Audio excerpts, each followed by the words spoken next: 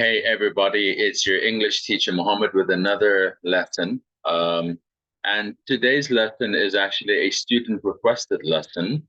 A student of mine he wanted me to cover conditionals. And so today we're going to talk about conditionals and it's going to be a deep dive. And my plan anyway we're going to cover the same material three times from three different websites.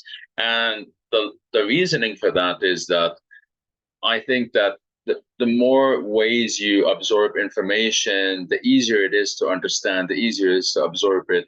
And when you see the same thing explained in three different ways, it might start to make sense to you, right? So that's the reason we're going to do that. And then, of course, after we finished kind of going over those the actual the actual conditionals, then we're going to look at examples on Uglish and try to look for them and maybe identify the kinds of conditionals. Okay. So before we dive into conditionals, let's take a step back and think about the structure and the purpose of the structure in English, because I'm sure this kind of structure exists in other languages, right? So what are conditionals? Conditions are essentially sentences where there is a condition and then the result of that condition. And it could also be kind of switched as well. You might give the result and give the condition after. But either way, the sentence will include the condition and the result of that condition. And then there are different scenarios where you can use this kind of sentence. You can use the sentence with, or sentence structures with, hypotheticals that are realistic, hypotheticals that haven't happened or won't happen, um, things that are certain, things that are uncertain. So those are the different kinds, and then we have different levels of conditionals, which usually changes the tense of the verbs, right? And some of them you can use the simple past. Except with others, it's like you'll start using present continuous, or you can kind of combine these different tenses, and then you get the zero, first, second, and third conditionals. So that's where that comes from. It's basically different tenses, right? But the concept is the same. We have a condition and we have the result of that condition. Yeah, and then right, and then there are different words we might go there. So let's actually kick off with the first website here. So let's have a look. Yes. So right. So in this first website, right, this is the British Council. And yeah, we're gonna go. So in fact, in this one, they only go through the zero, first, and second. They don't talk about the third one in this one. But in the other two websites, they do talk about the third, right? So we'll go through it. So what are conditionals, right? So conditionals describe the result of a certain condition. Is what I've explained already. Yeah. So usually the condition will start with if. Yeah. It can also start with other words, but usually it will start with if. Yeah. If so da da da da, then something will happen, right? If you study hard, and then the main clause will give you the result, or the result, you will pass your exam. So if you study hard, you will pass your exams. So this is a future result. Yeah. The order of the clauses does not change the meaning. So you can actually, like I mentioned before, you can put the result first and put the condition after. The same kind of thing. It's like saying 1 plus 2 is 3, 2 plus 1 is also 3. Hence why it's the same meaning. Yeah. So if you study hard, you'll pass your exams. You'll pass your exams if you study hard. So it's the same thing. 1 plus 2 is 3.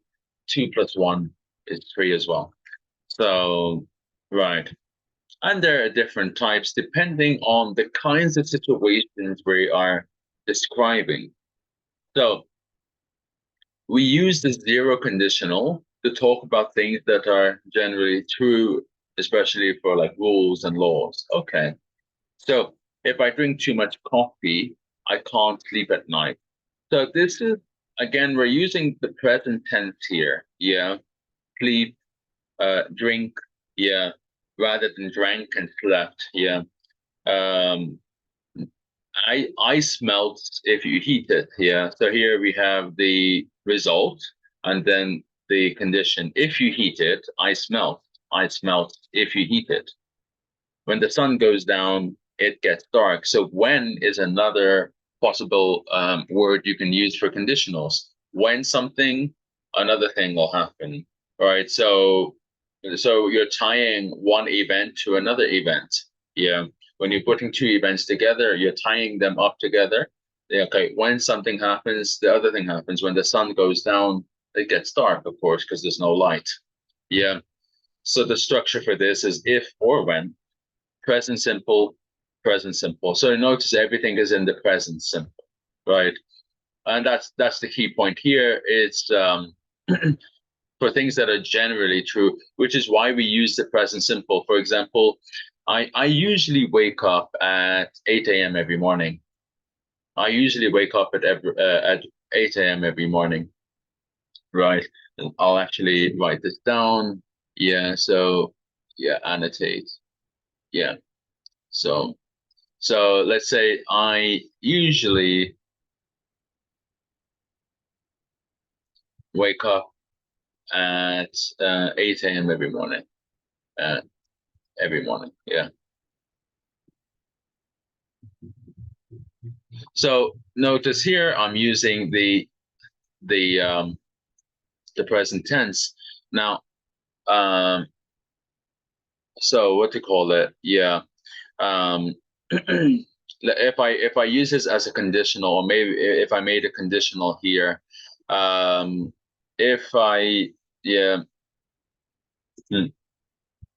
if I let's see, if I mm, oh yeah, so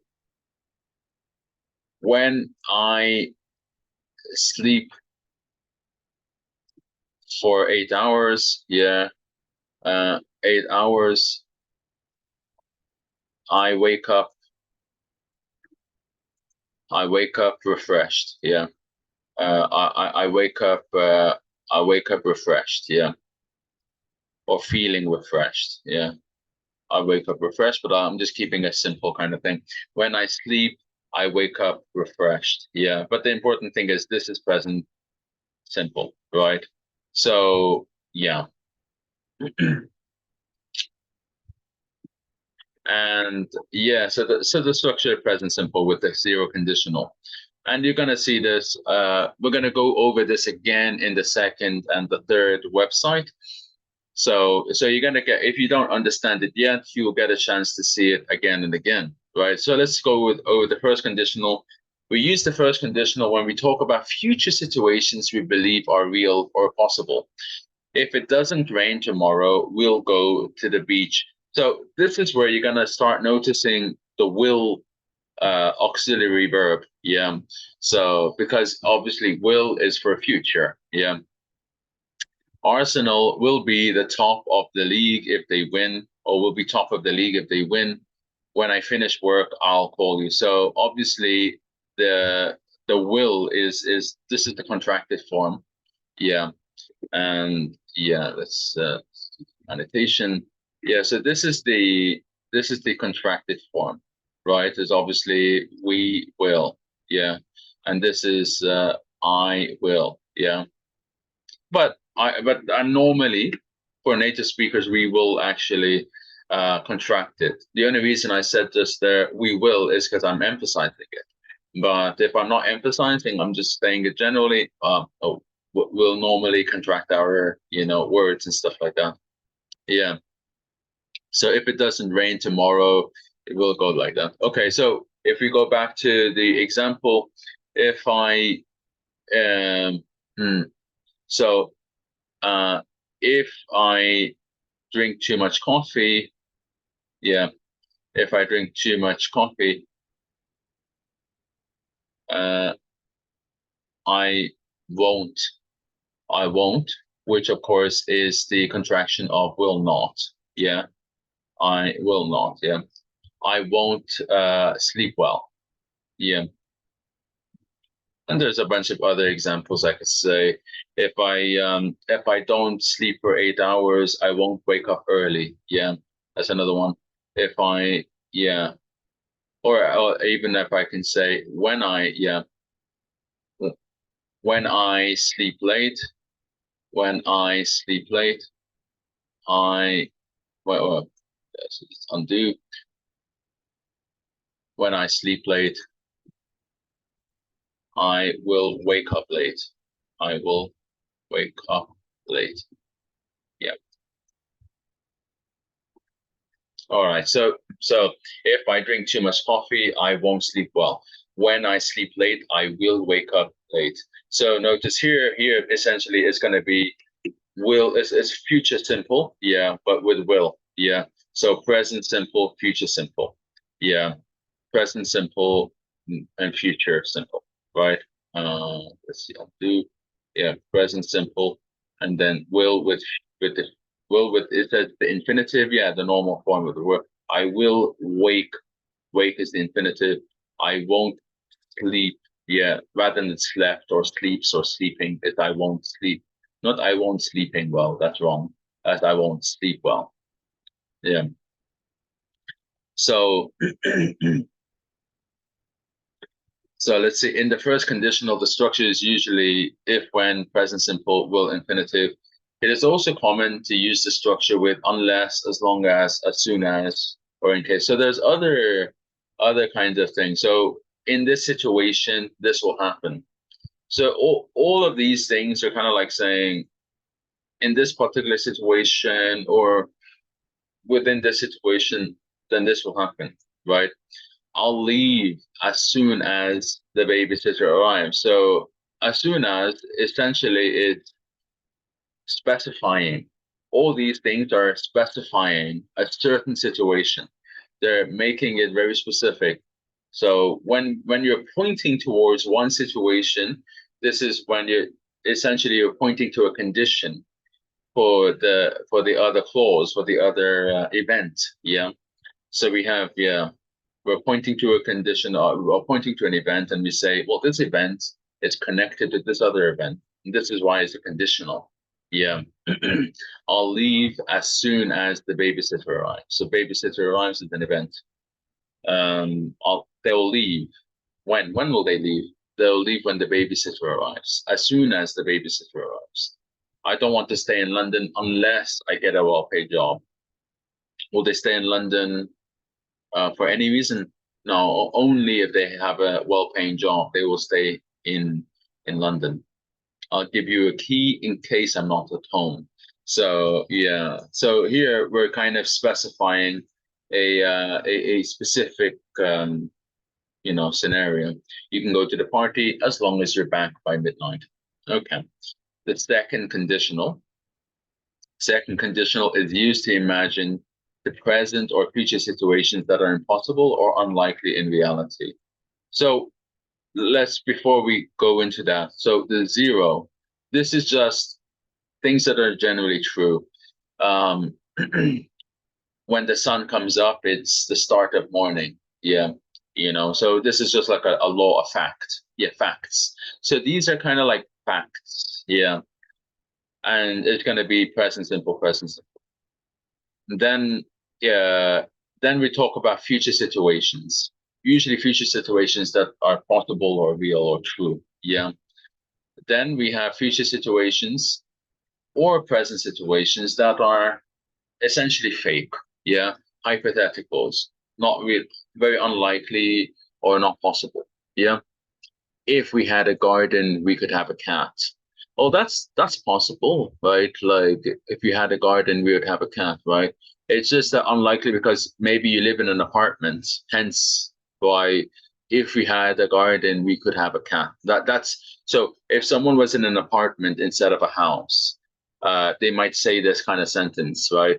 If we had a garden, we would have a cat. But unfortunately, because I live in an apartment, um, or because we live in an apartment, we can't really have a cat. Otherwise, they will poop everywhere. If I won a lot of money, I'd buy a big house in the country. So this is, if it happened, that's sort of what I would do. Yeah.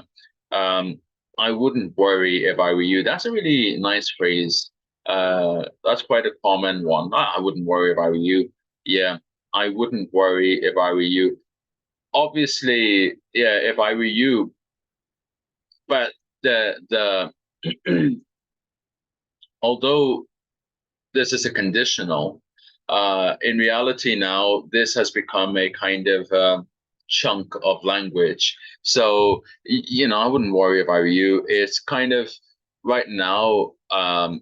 If I said it, if native speakers say it, they're not really making a conditional. They're not saying literally if I were you, if I were in your shoes and your body, I wouldn't be worrying. Yeah, it's not really like that. They're really telling the other person not to worry. Yeah, so it's a way of telling someone don't worry. So in other words, I would say this is quite similar to like saying don't worry. Yeah, so yeah, so like this is like yeah, don't worry equals to don't worry. Yeah. So it's just a fancier way of saying, don't worry. Yeah. But in reality, yeah, it is structured as a conditional. But the way we use it, the feeling we have is we're just literally saying, don't worry. I wouldn't worry about it if I were you. Yeah. I wouldn't worry about it if I were you. Yeah. So it's just a way of saying, don't worry. Yeah. And in this case, we're using the past simple and then would. Yeah, because would the difference between would and will is more certain. Would is less certain. That's the difference. And there's also the same thing with can and could. Could is less certain, can is more certain. So that's the difference in feeling. Yeah, if I were you, I wouldn't mention it, right? Yeah, if she was prime minister, she would invest more money in schools. She would. So past tense, would. Okay. Well, so let's look at the next one, right? So this time we're going to see the third conditional. Yeah. So let's see what they say. What are conditionals? Sometimes you call them if clauses. Yeah, if statements, maybe one statements. Yeah. They describe the result of something that might happen in the present or future, or might have happened but didn't in the past. They're made using different English verb tenses. Okay. So the zero conditional. Yeah. If you heat water to 100 degrees, it boils. So this is just a fact. So think about, zero conditionals as facts, right? Facts, right? If I just use the erase, right, right, facts, yeah. First conditional is things that can happen in the future. Yeah, in the future, it happen in the future. Yeah. If past simple, yeah, things that probably won't happen. Things that probably won't happen. Probably won't happen. And then the third conditional is we'll go into that in a second, but let's go over this. So the zero conditional, it's a fact, right? If you heat water to 100 degrees, it boils.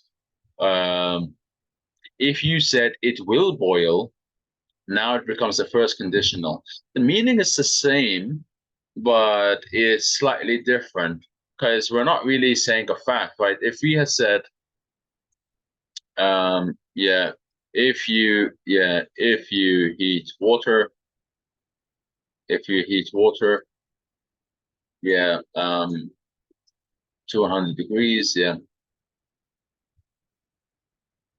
to 100 degrees, it will boil. Now it becomes a first conditional, right? So how does that actually change the meaning? Um, in a way, you're still expressing a fact. but it feels as if you're telling someone something, right? So imagine, you got a little child, and you tell them, hey, if you heat water to 100 degrees, it will boil. Yeah, so it's kind of like you're explaining to someone um, the result of this. Like, so we go from it boils, right, which is like what normally happens every time as a fact, is a physical fact, and then we're explaining to someone what will happen in the future. Yeah, wonder why my thing was yeah. So and then in the second conditional, uh, if he let's see, if he hadn't had uh okay. Second conditional, if I had a lot of money, I would travel around the world, right? Um, if I had a lot of money, yeah, yeah. Or if we use the water boiling example, right? So we're using the same example and we're kind of turning it into different. If he had, let's say, if he had heated the water, yeah, heated the water, it would have boiled. It would have boiled, yeah, would have boiled, yeah. So, so that's here we're using the past tense, we're using the would, right? It would have boiled, right? And here this sounds like I'm blaming someone. If you had done that, it would have this would have happened. Yeah, so it's also a way of, when we like to blame things, we might use this structure, you know. So yeah. And the third conditional, if past perfect would have past participle. I think that's what, if I had gone to bed early, I would have thought. Actually, I ended up using the third conditional without realizing. So that's actually the third conditional. Um, it so yeah. So if we had said the same thing, so if he had heated, yeah, if he had heated the water, it would boil. So this is kind of again stating a fact, but in the past, right? Like if he had done that, it would do that, right? So it's not necessarily blame, but here the third conditional feels like we're blaming, right? It feels like we're blaming someone, right? If I'd gone here, yeah, you're blaming someone. So it feels like that, yeah. And then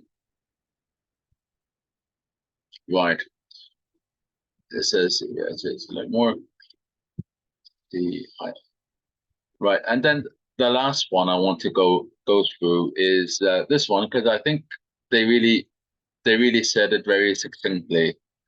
So obviously with conditional is like I mentioned, you can put condition first, then result, or result then condition. Yeah, same thing. If I see her, I will tell her. I will tell her if I see her. Same thing. So first conditional are for real possibilities. Like if I win the lottery, I will buy a car. No, that could happen. Second conditional is for unreal possibilities. If I won the lottery, I would buy a car. So notice here we got will, certainty, would, uncertainty. Yeah. Third conditional, no possibility. If I had won the lottery, I would have bought a car. Hmm. So this again is this is how you might cry about something. You might lament. You might say, "Oh, if I had done that, I would have done that." It feels like it's regret. This is a way of expressing regret. Yeah. So, so this is a way of expressing, if I annotate, yeah, this is a way of expressing regret or lament. Yeah. when you're crying about something, crying about something. Well, not necessarily crying with your tears, but you're just complaining or regretting, expressing regret, right? So that's where you would use that, yeah, right. And then we have zero condition. This is for certainty, for facts, right? So if you heat ice, it melts. Okay, for facts. So we have facts. So we got absolute certainty to absolute uncertainty. So we can see here. So we have, if we again, yeah, get the annotation here. Yeah. So we have absolute certainty, absolute certainty, all the way to absolute uncertainty. Yeah. Absolute uncertainty. Mm. So this is the zero, and that's the third, and then in between we have 1, 2, 3. So this is different levels of certainty. So that's how you can think about these things, right? So we got from absolute certainty, everyday facts. Hence, we use the present simple, and then we use a possibility. So this is in the future, right? Uh, a future that's not possible, you know, and the future that's not possible, then this is less certain, right? And then we have absolute uncertainty, So that's kind of like how you can think about it. Yeah. So I need to. What we're going to do now is we're going to actually look at English, right? And then see kind of different examples of these things. Maybe we can identify, right? But I'll need to share my screen again and share the sound. So,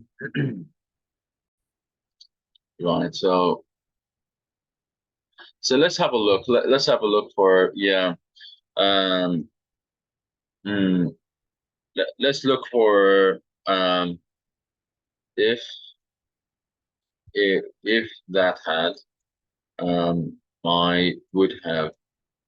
Yeah, so this we're looking for like third conditionals. So let's have a look at some examples of the third conditional. Mm,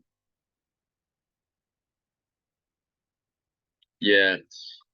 Nothing to offer.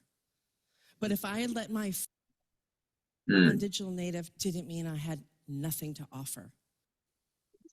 Being a non-digital native didn't mean I had nothing. So non-digital native. So basically someone who's not good with online electronic stuff like digital media and stuff.